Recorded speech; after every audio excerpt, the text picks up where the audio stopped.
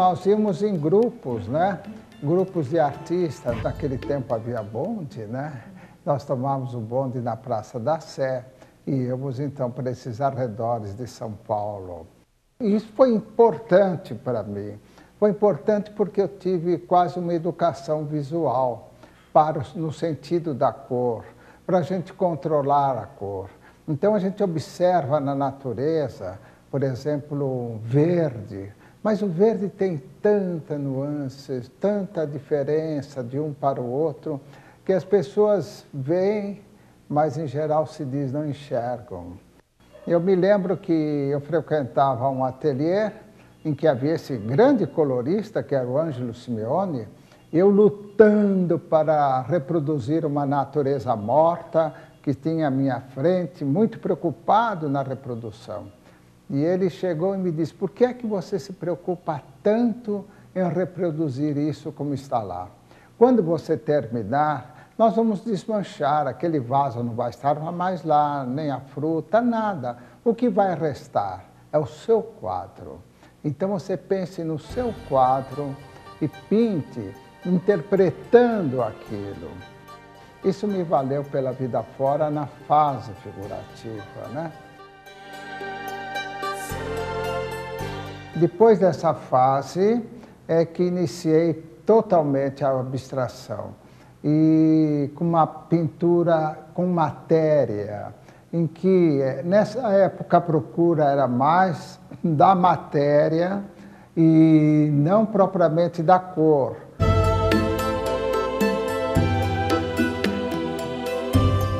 Então há uma ligação de uma fase para outra que pode-se dizer que o artista dá 2 passos para frente e 1 para trás, para ele se valer do que ele fez e acrescentar nos novos trabalhos dele.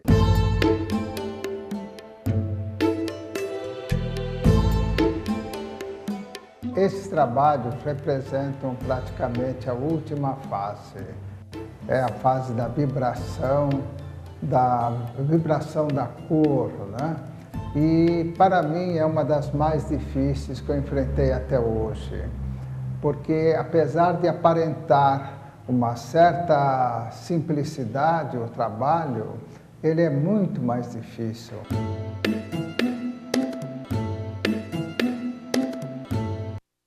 O estudo é só para te dar um ponto de partida, né? Para não martirizar demais a tela. Começar, tenta uma coisa, não dá outra. Aqui, mais ou menos, eu tenho os elementos que eu preciso para realizar o trabalho. É como se um escritor fizesse anotações do que ele está vendo para depois fazer o texto. Se você me perguntar, por exemplo, como é que consegue certas cores, eu não saberia responder quais as cores que eu misturei para conseguir essa. Então é uma coisa tão instintiva, porque se eu soubesse que eu iria misturar uma porcentagem de vermelho com uma porcentagem de azul, uma porcentagem, eu teria determinada cor, seria uma receita. Aí ficaria sempre igual. E não, a coisa tem que ser completamente diferente de uma para outra. Então, nós dizemos construir a cor.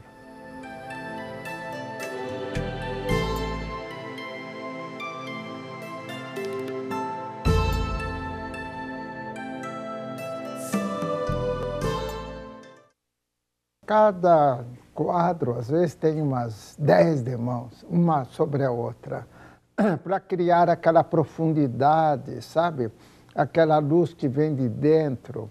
Não ficar uma cor assim, como na superfície, como se fosse uma parede. Quando passei para esta forma da procura da cor, aos poucos eu fui abandonando as linhas, as formas, e para chegar a essa conclusão.